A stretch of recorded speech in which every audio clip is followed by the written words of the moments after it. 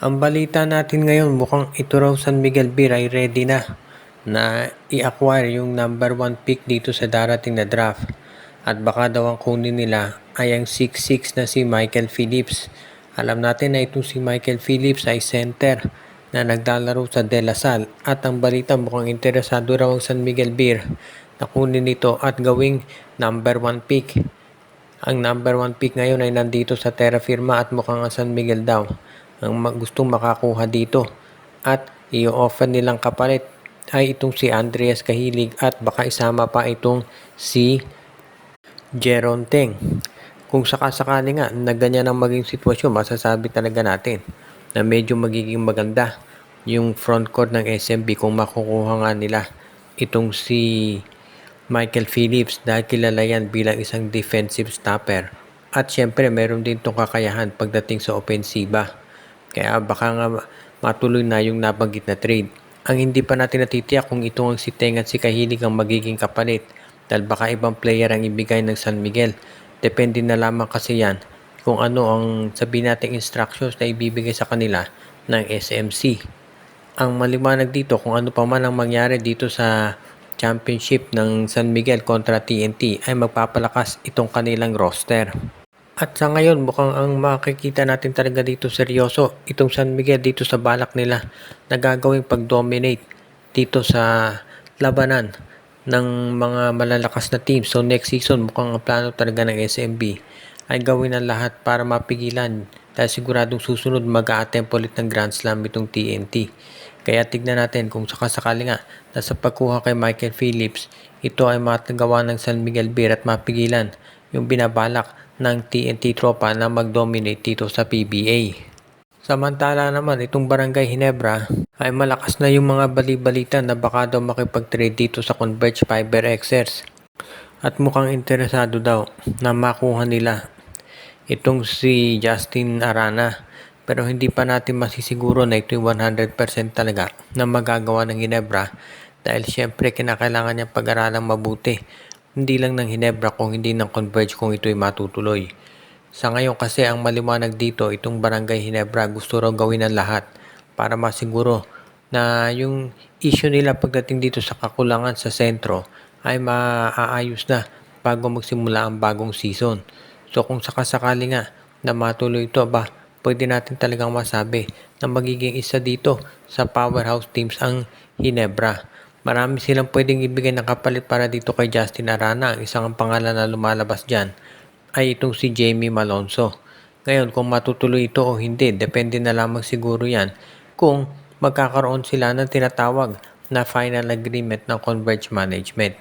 Alam natin na franchise player ng Converge itong si Justin Arana, kaya hindi nila yan basta-basta na lamang ibibigay sa kahit kaninong team maski na Ginebra pa yaman. So itong si Coach Delta Pineda, si Franco Atienza, sigurado makikipag-usap yan ng masinsinan sa management para malaman kung tatanggapin nila kung ano man ang i-offer ni Coach Timco nakapalit dito kay Justin Arana.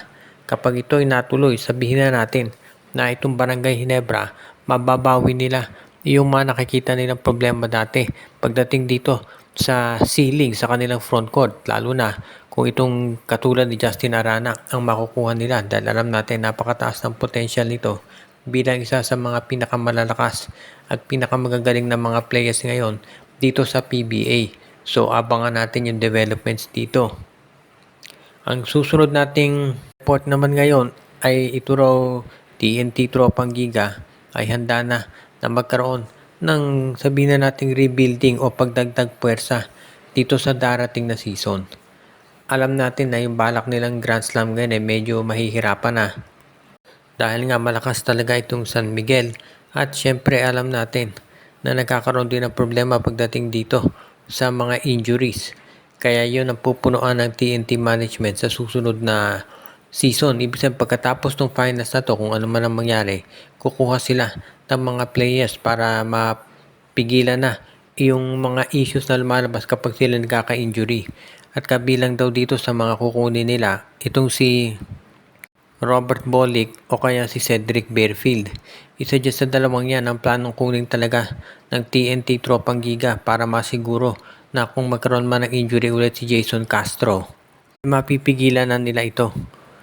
O ibig sabihin, kung for example magkaroon, wag naman sana, pero kung magka-injury si Castro, at least meron silang Bolick o kaya Bearfield na magagamit dito sa backcourt para iparehas dito kay Jordan Heading. At yan daw ngayon ang ultimate objective nitong TNT Tropang Giga. Kung sakasakali naman na magawa talaga nila yan, medyo mahihirapan talaga yung mga ibang teams na makipagsabayan dito sa lakas ng TNT. Kaya naman sigurado na magkakaroon tayo ng very interesting na off-season para dito sa mga bataan ni Coach Jot Reyes.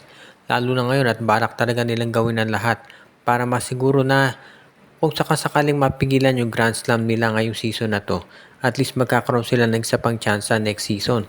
At baka nga maging maganda pa yung tsansa nila kung nandyan na ito si Robert Bolick o kaya naman itong si Cedric Bearfield dito sa kanilang lineup talagang magagamit. At ang huli nating balita ngayon, as of now, mukhang tuloy pa rin itong Game 5 ng San Miguel at ng TNT. Mukhang hindi raw ikakancel ng PBA. Pero syempre, anytime pwedeng magbago yan. Ang importante dito, yung ibang teams ay kung ano man, regardless sa panahon, ay ready na mag-upgrade at magplano ng kanilang lineup. Kabilang dito sa mga teams ngayon na kabilang daw doon sa mga talagang nagpapalakas ay itong Rain or Shine Elasto Painters. Ayon kasi dito sa mga reports na lumalabas, parang nakikita ni Coach Yeng Giao na medyo masyado naman silang marami ngayon na mga tinatawag na mga guards. Kaya baka ang kinakailangan na lamang ay palitan na yung kanilang mga guards at kumuha naman sila ng mga big men. Kaya nga sa ngayon, mukhang ito talaga ang magiging sabihin nating plano ni Coach Yeng Giao.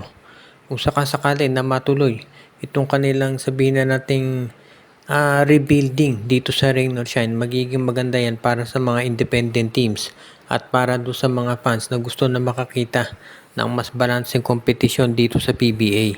Kaya asahan natin na ipagpapatuloy ng Rain or Shine yung kanilang plano talaga na maging mas malakas at kahit papano ay sumabay dito sa gagawin nitong MVP at SMC na patuloy na sabihin na nating ini-strengthen yung kanilang mga lineup. Dahil syempre, darating na season na to, maraming mga magagaling na players ang sasali sa draft. At yan talagang inaabangan ng marami ngayon. At itong Rain or Shine Elasto Painters naman ay kabilang doon sa mga teams talaga na willing at ready na gumawa ng paraan para kahit paano naman ay matapatan yung gagawin nitong SMC pati na nitong MVP group dahil syempre matagal-tagal nang hindi rin nag-champion itong Rain or Shine at gusto nila na makabawi na rin kahit papaano dito sa ibang mga teams ngayon sa PBA. Shoutout kay RG Bueno at Dalina family, kay Anthony Alon, kay Michael D. Binabati din natin si Ireneo Salangsang, si Enju, si Katsakino Dukusin, Dalmacio de Guzman, Malyari Mascarinas, si Dexter Domer at ang mga regular natin na mga taga-subaybay.